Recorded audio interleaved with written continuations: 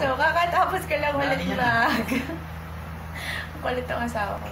Mag-pump. So, today, anong oras na? Tingnan natin oras. It's 3 o'clock of the 20th of May. So, kahapon, pinaalis natin ang 10 bags. So, today, may nangihingi ng milk kasi yung anak niya may ubo and recommended ng OB is breast milk lahat. So, nag-defrost na ako ng isa sa kanya. So, 5:19, 2 p.m. So, kagabi, nagpump ako ulit. 5:19, 10 p.m. So, kaninang morning, 5:20, 8 a.m.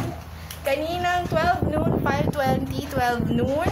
At ngayon, meron tayong 3 o'clock.